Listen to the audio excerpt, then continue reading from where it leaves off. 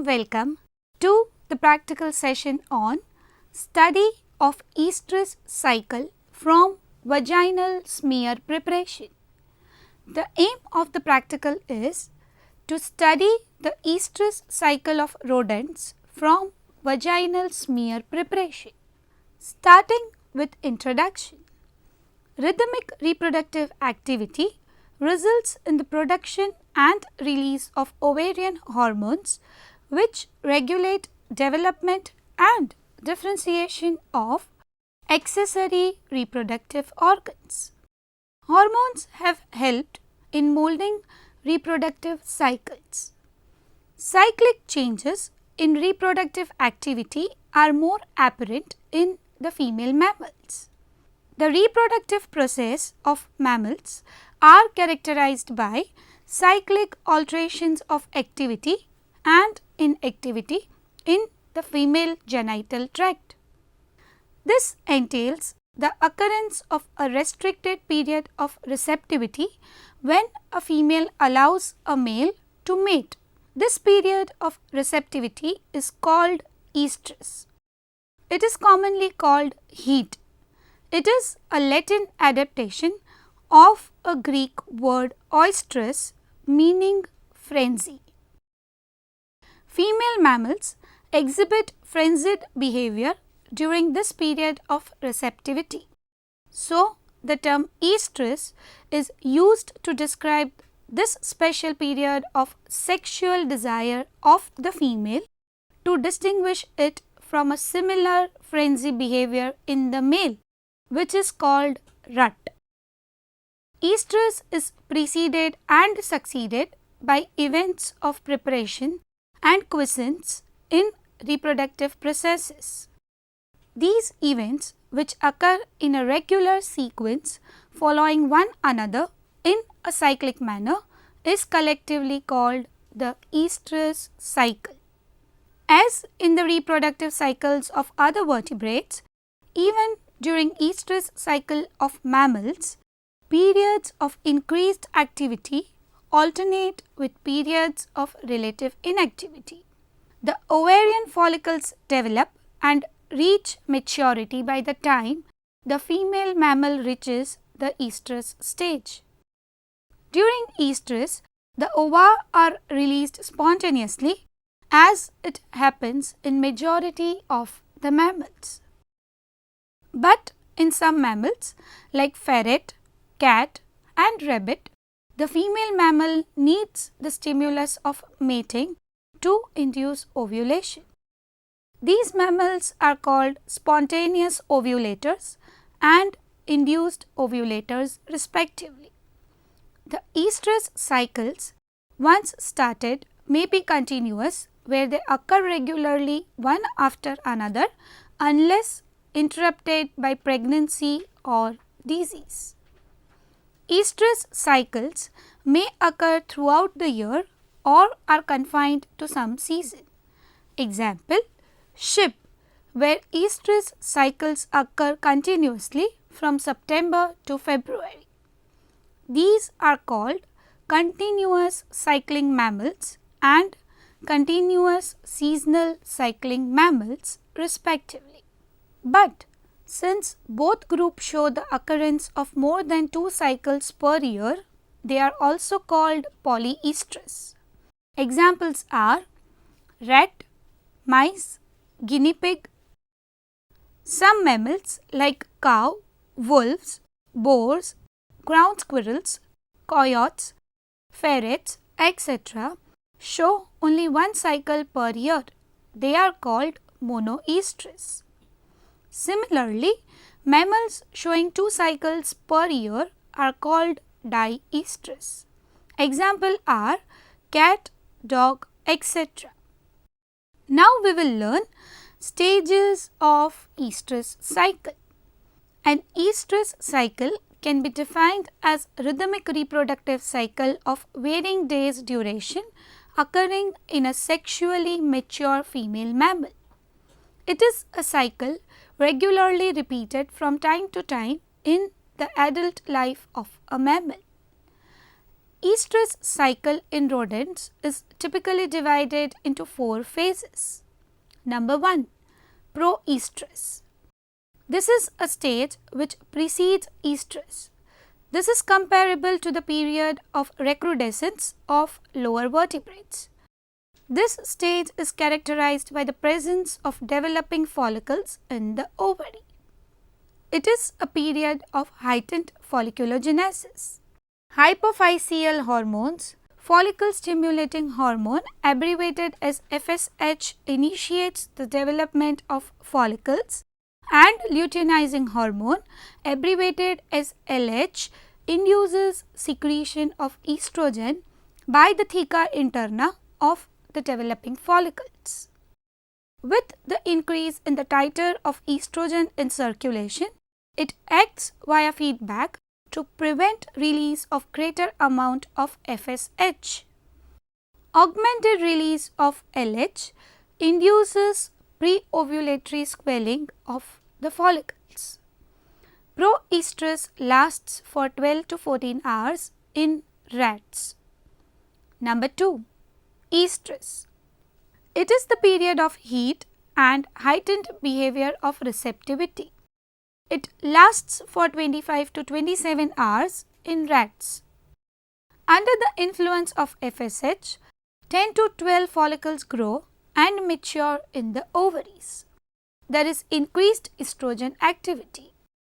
This causes the behavioral activities characteristic of the stage.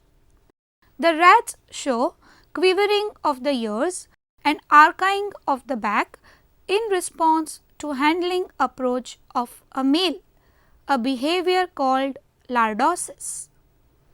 Ovulation occurs in spontaneous ovulator species during this phase. The female mammal allows mating. In induced ovulators, mating acts as an inducing influence for ovulation. Number 3, metaestrus. The ovulated follicles undergo luteinization under the influence of LH and form corpora lutea. This period lasts for 6 to 8 hours. Corpora lutea start secreting progesterone. Number 4, diestrus. This period lasts for 55 to 57 hours.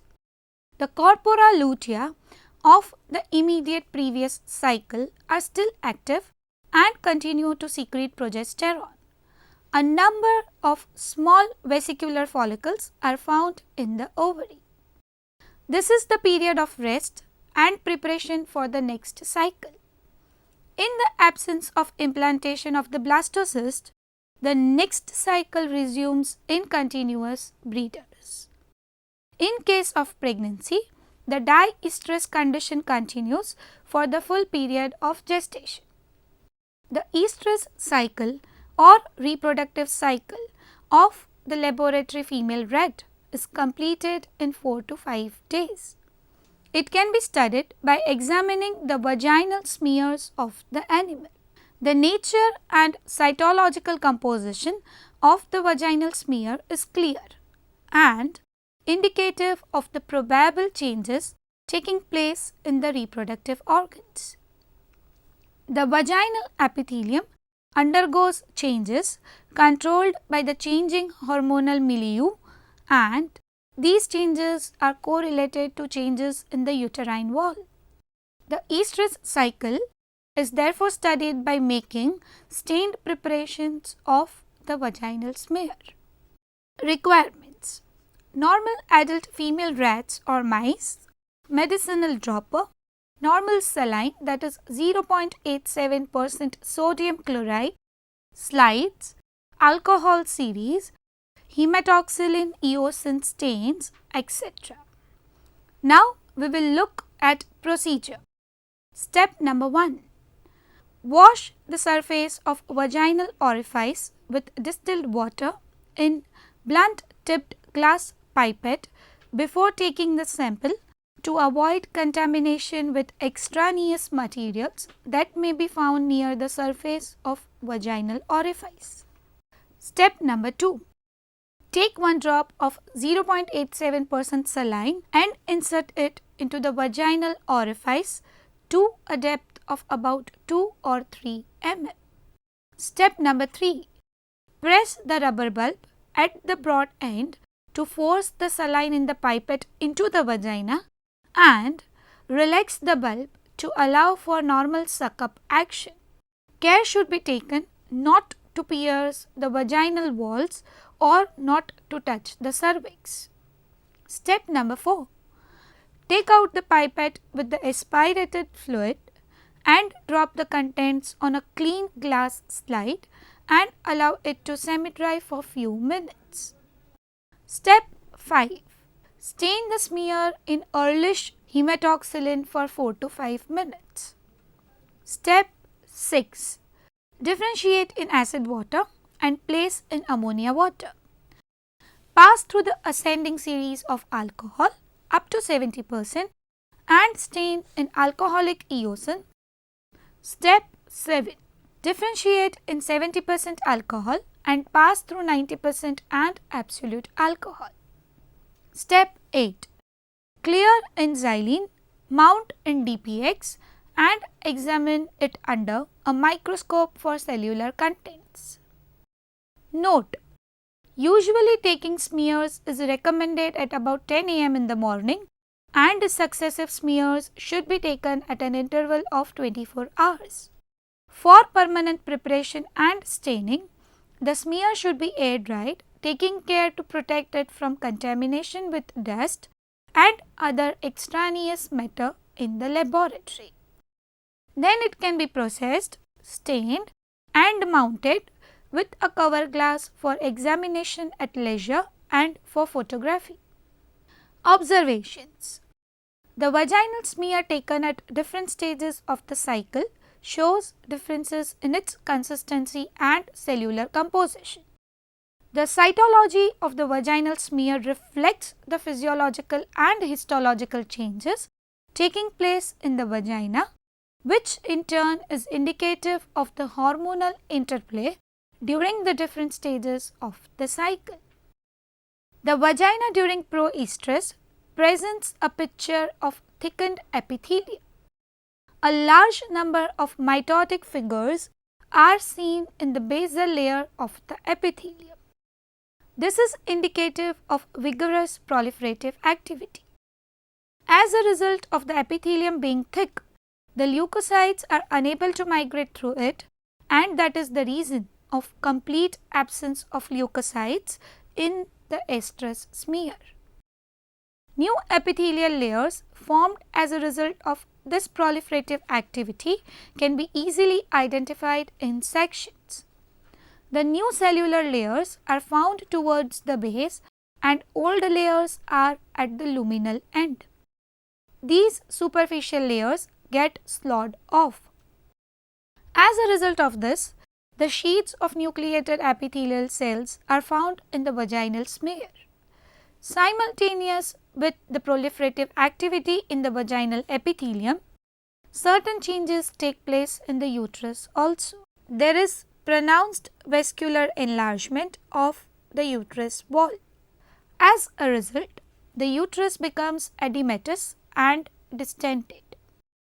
There is accumulation of clear fluid in the uterus.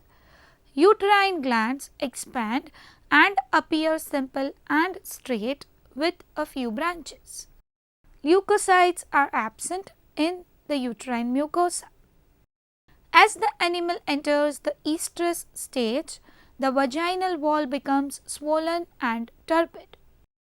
The superficial layers of the epithelium become cornified and are sloughed off. During the early part of the estrus, the uterine lumen is still distended, though water content of the fluid is greatly diminished. As estrus progresses, the fluid disappears from the lumen and vacuolization and other degenerative changes begin in the uterine epithelium. Hereby, we summarize the talk. The proestrus phase smear shows the presence of a large number of nucleated epithelial cells which represent cells sloughed off from the vaginal wall. The estrus phase is the period of heat or sexual receptivity and is characterized by the presence of flat, irregular cornified scales which are without nucleus and are stained pink. The metaestrus phase is characterized by the presence of few cornified scales, nucleated epithelial cells and leukocytes in the smear. The diestrus phase smear contains stingy mucus, a large number of leukocytes and few nucleated epithelial cells. Hope you had a good session. Thank you.